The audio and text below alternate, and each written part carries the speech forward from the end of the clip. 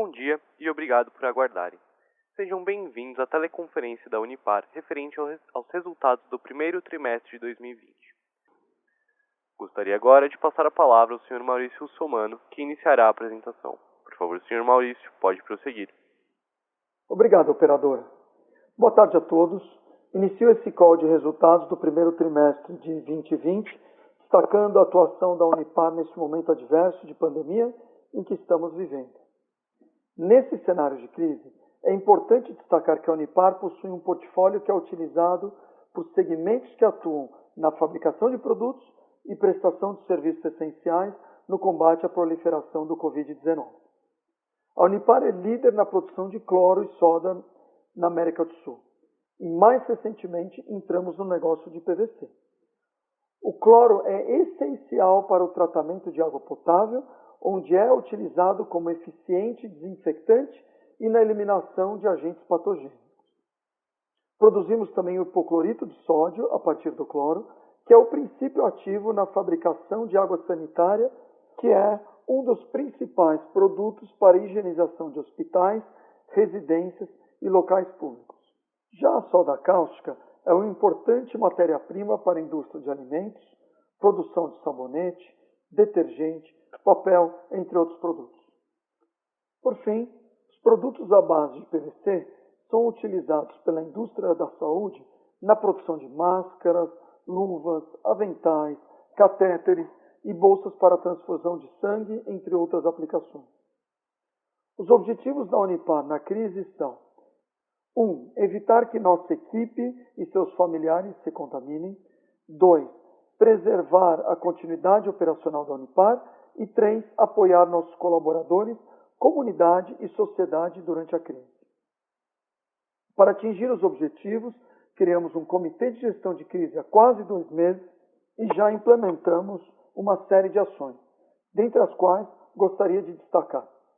Na frente de colaboradores, realizamos campanhas de prevenção e estabelecemos novos protocolos de higiene. Disponibilizamos um canal específico para esclarecimento e orientações sobre saúde e apoio psicológico. Fornecemos kits de higiene e iniciamos o home office para as funções administrativas e para colaboradores no grupo de risco. Na frente de continuidade operacional, redefinimos os protocolos em todas as localidades para acesso às instalações, atendimento e operações. Fizemos também a segregação, revezamento e novos modelos de turnos.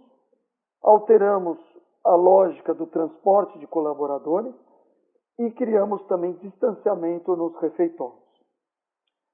Na terceira frente, em relação ao apoio, nós fizemos campanhas de suporte e prevenção para as comunidades. Também distribuímos kits de higiene, realizamos doações de água sanitária, sabonetes, máscaras hospitalares, luvas, respiradores para o governo do estado, prefeituras, comunidades, hospitais e serviços de saúde, tanto no Brasil como na Argentina. Algumas das doações mencionadas acima foram realizadas diretamente pela Unipar e outras em conjunto com os clientes. Tivemos até o momento 3 casos dentre os nossos 1.400 colaboradores. Eles se encontram em casa, com suas famílias, onde estão terminando o processo de recuperação para retorno às atividades. Passando para os detalhes da nossa operação, slide número 4, podemos observar que, nesse momento adverso, o comportamento dos preços internacionais de soda líquida mostrou sinais de recuperação em relação ao encerramento de 2019. A realização de paradas programadas para manutenção de alguns produtores e o incremento das compras de alguns setores importantes, como papel e celulose, contribuíram para um melhor equilíbrio da oferta e demanda. No caso do PVC, o preço de exportação no Golfo Norte-Americano no primeiro trimestre de 2020 mostrou incremento de 12% em relação ao trimestre anterior e de 6% frente ao primeiro trimestre de 2019. A utilização de capacidades de nossas plantas também foi superior, tanto ao trimestre anterior, quarto trimestre de 19, como ao primeiro trimestre de 19. com destaque para Santo André, que o processo de ramp-up está quase concluído. Gostaria agora de passar a palavra ao Christian, que comentará sobre os resultados financeiros. Christian, por favor. Obrigado, Maurício. Boa tarde a todos e obrigado por participarem do nosso call. Gostaria de iniciar a minha apresentação com o slide 5, onde observa-se que a receita líquida da Unipar registrou crescimento da ordem de 1% frente ao trimestre anterior, resultante de discreto aumento dos volumes comercializados, recuperação de preços do PVC e também da valorização do dólar americano frente ao real e peso argentino, que compensaram a queda de preços da soda no mercado internacional. Ao olharmos somente a receita da controladora, observa-se uma queda de receita influenciada pela redução de preços médios de venda, sobretudo da soda cáustica. Quanto ao CPV consolidado, houve uma queda de 3% frente ao quarto TRI de 2019, devido principalmente à redução de custos com serviços e manutenção e ao menor consumo de insumos, decorrente da perenidade das operações, sobretudo em Santo André e na Argentina, gerando uma maior eficiência operacional. Com relação ao EBITDA e lucro líquido, tivemos um efeito relevante da variação cambial do débito com terceiros, dívida em dólar de longo prazo que temos com a Solvay, antiga controladora da Indupa, que fez com que o lucro líquido consolidado e da controladora fossem negativos neste trimestre. No slide 6, mostramos a comparação com o primeiro trimestre de 2019. Observamos um incremento de 4% na receita operacional consolidada, impactada favoravelmente pelo câmbio, pela recuperação de preços do PVC no mercado internacional e pelo maior volume de vendas, apesar da pressão exercida pela queda de preço internacional da soda, motivo principal para que a receita da controladora tenha recuado 12%. Quanto ao EBITDA e lucro líquido, observamos o mesmo efeito da variação cambial do valor do principal da dívida em dólar que temos com a Solvay. Passando para o próximo slide, observamos um aumento em nossa dívida líquida decorrente principalmente da alocação de recursos no programa de recompra de ações da companhia. Reforço que mantemos inalterado para este ano o cronograma de amortização dos financiamentos. Cabe salientar que, alinhada com sua estratégia, a companhia possui uma posição de caixa robusta e situação de alavancagem baixa, cumprindo com seus covenants financeiros. Gostaria agora de abrir a nossa sessão de perguntas e respostas. Caso não seja possível responder as perguntas do webcast nesse momento, nossa equipe de RI entrará em contato posteriormente. Antes de iniciarmos a sessão de QA, gostaria de passar a palavra ao Sr. Christian Schnitzlein para passar suas informações. Obrigado, operador. Temos uma pergunta aqui por webcast do Sr. Vidal Morato. Qual o percentual de células eletrolíticas a mercúrio no total de capacidade instalada da Unipar? Com esse tipo de tecnologia, a mercúrio terá que ser substituída por lei nos próximos anos. Qual a estimativa de CAPEX para esta substituição? Aqui, outro tema. A CIA de Águas de Companhia de Ceará contratou, em 2014, projeto de fornecimento de cloro em loco com capacidade de 10 toneladas dia.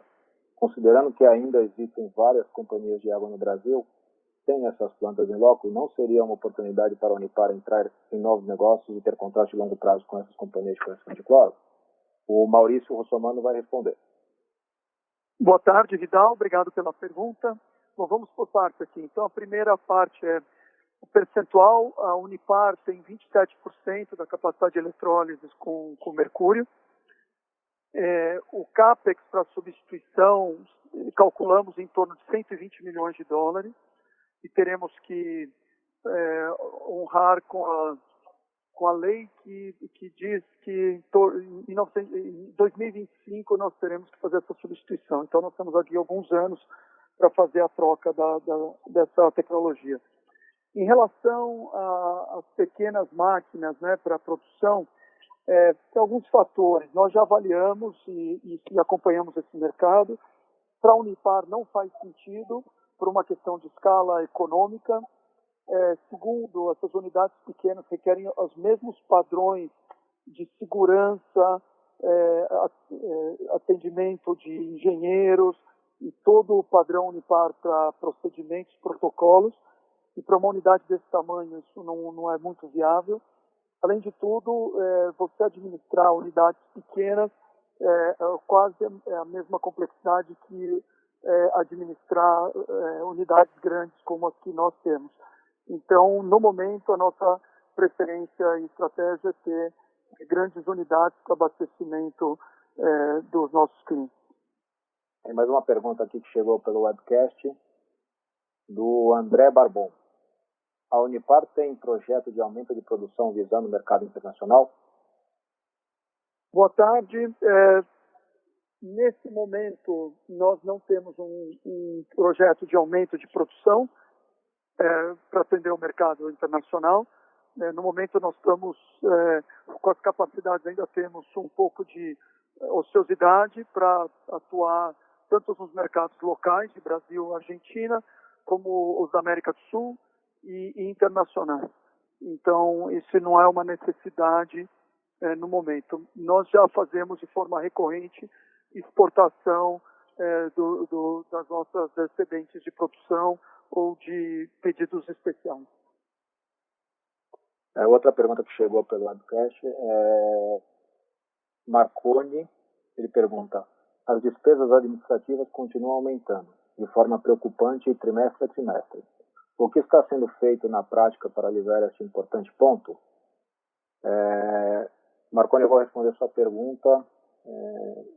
Em termos de despesas recorrentes, a gente tem feito um trabalho bastante forte em termos de balanceamento e contenção de despesas. Então, as nossas despesas recorrentes, elas têm se mantido e diminuído. Alguns não recorrentes, e como no caso desse primeiro trimestre, como foi destacado no release nas DFs, nós tivemos um plano de outorga de ações que foi conferido a um executivo, e com isso tivemos um impacto forte no TRI. Se expurgar este valor, a gente vê que está bastante em linha as despesas. Mas lembrando que nós somos uma empresa que buscamos sempre olhar para custos, tanto variáveis como fixos, uma vez que nós trabalhamos no ramo de commodities, temos sempre buscado as melhores alternativas e as melhores práticas para tentar otimizar o performance da equipe e minimizar custos. Vou ler mais uma pergunta aqui do Santiago Gottschall. Faz sentido aumentar a dívida para recomprar ações? Se fosse excesso de geração de caixa, tudo bem. Santiago, obrigado pela pergunta. A gente tem olhado bastante crítico com a questão da geração de caixa e, efetivamente, alocação de capital. Temos bastante conforto e temos bastante bem posicionados com nossa liquidez. Então, nós temos olhado e sempre, toda semana, rebalanceado isso. E, por hora, ainda faz sentido alocar capital no programa de recompra. Nós estamos bastante confiantes de que nossas ações que fizemos no curto prazo para passar esse período de crise, inclusive de caixa, estão dando a gente a possibilidade de continuar no programa de recompra e expurgando alguns desembolsos pontuais, a gente tem uma geração ainda saudável. Eu vou ler mais uma pergunta, essa veio por e-mail, do Rodrigo.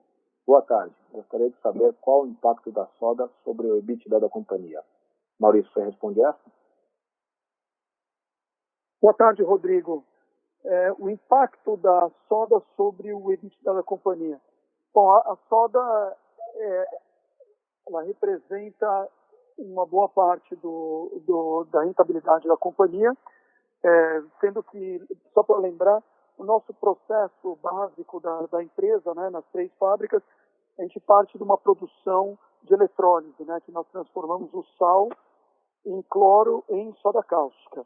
Então, o que acontece depois dessa... A soda é vendida automaticamente para o mercado, né, diretamente como produto final, e o cloro tem 2 alternativas. Ou nós usamos o cloro como ele vendemos para as empresas de tratamento de água e com outras variações do cloro para aplicações, né, para todo o tratamento de efluentes, toda a parte de higienização, etc. E outras fábricas, que é o caso de Santo André e Bahia Blanca, nós transformamos o cloro em PVC, que é vendido para o mercado, principalmente de construção civil ou farmacêutica. Então, a importância da soda cáustica para o EBITDA ela representa metade do faturamento da companhia, em grosso modo, né? Por causa desse processo inicial que você faz a separação, a partir da eletrólise você gera os dois produtos. Tá? Então, logicamente a soda também, só para complementar aqui, ela é um produto com preços referenciados no mercado internacional que flutuam ao longo do ano, né? E ao longo dos tempos. Então depende também da situação de oferta e demanda e de produção global da utilização da soda. Então, ela pode, em alguns momentos ao longo do tempo, representar mais ou menos, também dependendo do ciclo onde estão os preços internacionais. Obrigado. Iniciaremos agora a sessão de perguntas e respostas. Caso tenha alguma pergunta, pressione *1 do seu telefone. Se a qualquer momento sua pergunta for respondida, aperte a tecla sustenido para se retirar da fila. As perguntas serão respondidas à medida que forem recebidas. Solicitamos a gentileza de tirarem o fone do gancho ao efetuarem a pergunta. Dessa forma, uma ótima qualidade de som será oferecida. Por favor, aguarde enquanto postamos as perguntas. Lembrando, caso haja perguntas, basta digitar *1. Deixa, você vai responder. Chegou uma pergunta aqui do Carlos Bom. A perspectiva de bonificação?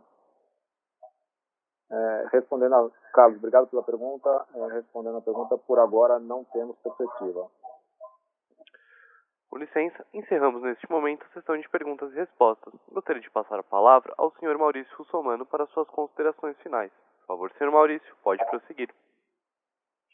Boa tarde a todos. Só para encerrar o call, gostaria primeiro de agradecer a todos pela presença e pela participação. Obrigado também à equipe de RI pela preparação do call. Eu só gostaria de encerrar dizendo que, apesar de muitas incertezas e de uma situação, vamos dizer, não esperada, né, ou sem precedentes devido ao coronavírus e toda essa pandemia, a Unipar se preparou bastante, principalmente nos últimos 2 meses, com muitas ações para manter os colaboradores protegidos e em segurança. Mesma coisa, estendemos isso às suas famílias. A continuidade operacional da empresa, isso também tem diversas ações e medidas para que a gente continue, apesar de qualquer paralisação, quarentena ou situação interna, devido, obviamente, à responsabilidade e a nossa preocupação em continuar abastecendo, principalmente, o cloro para o tratamento de água. Na parte financeira, como o Christian também já mencionou, nós estamos com uma situação de liquidez e de caixa sólidas para aguentar o processo aqui da pandemia e preparados para um caso tenha uma extensão.